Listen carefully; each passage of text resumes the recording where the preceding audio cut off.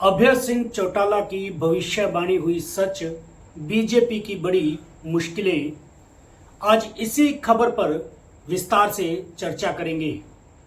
नमस्कार, मैं विनोद विक्टर, आप देख रहे हैं नॉन स्टॉप एलनाबाद। अगर आप मेरे चैनल पर नए हैं तो कृपया चैनल को सब्सक्राइब और लाइक अवश्य करें।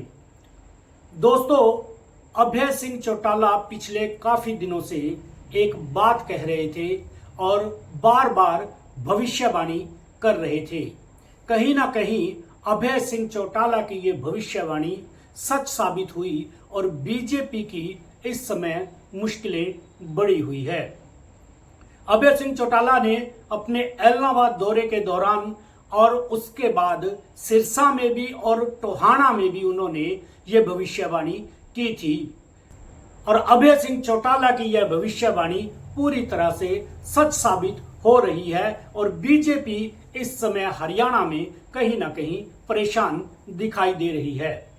दोस्तों, बीजेपी बड़ी अनुशासित पार्टी समझी जाती थी। हाईकमान जो फैसला ले लेता था या हाईकमान जो बात कह देता था वो सर्वमान्य होती थी। लेकिन लोकसभा चुनावों में बीजेपी को पूर्ण बहुमत नहीं मिलने से और हरियाणा में कांग्रेस के द्वारा 5 सीटें जीतने पर एक हवा ऐसी चली कि उस हवा में बीजेपी के अनुशासन को उड़ा दिया। पिछले दिनों जहां मुख्यमंत्री की सीट को लेकर बवाल मचा हुआ था, जहां जो बीजेपी के अध्यक्ष थे मोहनलाल बड़ौली, वो उन्हें लाडवा से चुनाव लड़ाने की बात कर रहे थे, वही जो मुख्यमंत्री नायब सिंह सैनी है वो करनाल से चुनाव लड़ने की बात कर रहे थे। वहीं बीजेपी के अनेक नेताओं ने मुख्यमंत्री के पद पर भी अपनी दावेदारी ठोक दी थी। ये ऐसा पहली बार हो रहा है दोस्तों। इससे पहले जब भी चुनाव हुआ, चाहे वो 2019 की बात करें चाहे 2014 की बात करें, उन चुनावों में ऐसा कतई नहीं था दोस्तों। उन चुनावों में जो हाई कमान ने कह दिया वो ही सच था दोस्तों। अब बात करते हैं हम अभय सिंह चौटाला की भविष्यवाणी की। अभय सिंह चौटाला जब पत्रकारों से बात कर रहे थे तो उन्होंने अनेक बार कहा कि बीजेपी में दावेदारों की लाइन लगी हुई है, अनेक दावेदार हैं और जब बीजेपी में पहली लिस्ट आएगी तब देखना कितनी जबरदस्त भगदड़ मचती है। उन्होंने पत्रकारों को यहां तक कह दिया कि आप दिल्ली बॉर्डर पे जाकर खड़े हो जाना और आप देखेंगे कि बीजेपी में किस तरह से भगदड़ मचेगी। इसके साथ उन्होंने कांग्रेस का भी नाम लिया। उन्होंने दोनों पार्टियों के लिए ये बात की थी, ये भविष्यवाणी की थी कि दोनों पार्टियों में ही दावेदारों की भरमार है और कहीं ना कहीं टिकट तो एक आदमी को ही मिलेगी और जब भी लिस्टें दोनों पार्टियों की अनाउंस होगी तो पूरी तरह से दोनों पार्टियों में भगदड़ मच जाएगी। बीजेपी ने गत दिवस 67 उम्मीदवारों की लिस्ट जारी की। जैसे ही लिस्ट मीडिया में वायरल हुई वैसे ही बीजेपी में इस्तीफों की झड़ी सी लग गई। रतिया से अगर बात करें, रतिया से सुनीता दुग्गल को टिकट दी गई, जहां पहले से लग रहा था क्योंकि जो मौजूदा विधायक हैं लक्ष्मण नापा वो विरोध कर रहे थे, उन्होंने इस्तीफा दे दिया।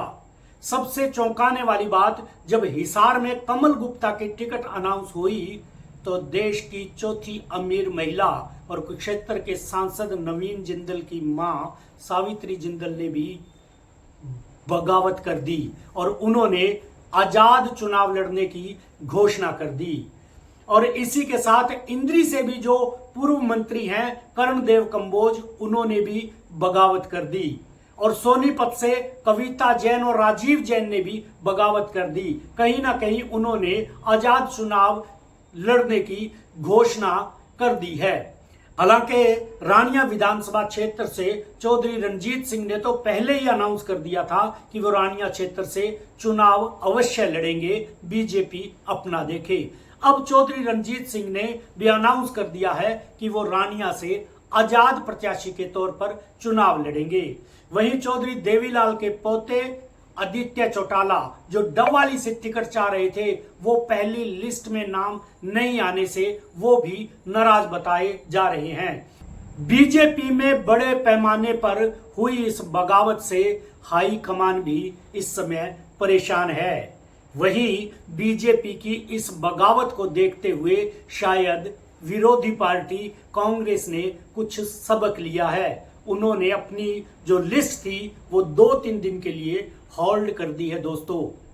अब कांग्रेस की लिस्ट के लिए संभावना यही व्यक्त की जा रही है कि अब वो लिस्ट 3-4 दिनों के बाद आएगी और कांग्रेस पार्टी गहन मंथन के बाद इस लिस्ट को जारी करेगी। लेकिन कांग्रेस पार्टी चाहे कितना भी इसमें मंथन कर ले, लेकिन एक तो बात अभय सिंह चौटाला की जरूर ही सत्य होगी दोस्तों, क्योंकि हर सीट पर कांग्रेस की दावेदारों की संख्या भी बहुत अधिक है। तो कांग्रेस की भी लिस्ट जैसे ही आएगी तो बवाल मचना लाजमी है। जिस तरह से बीजेपी की लिस्ट पर बवाल मचा है और अनेक नेता बागी हो गए हैं और इस्तीफा दे दिया है, जिससे बीजेपी हाईकमान भी परेशान नजर आ रही है और कहीं ना कहीं बागियों को मनाने की कोशिश की जा रही है।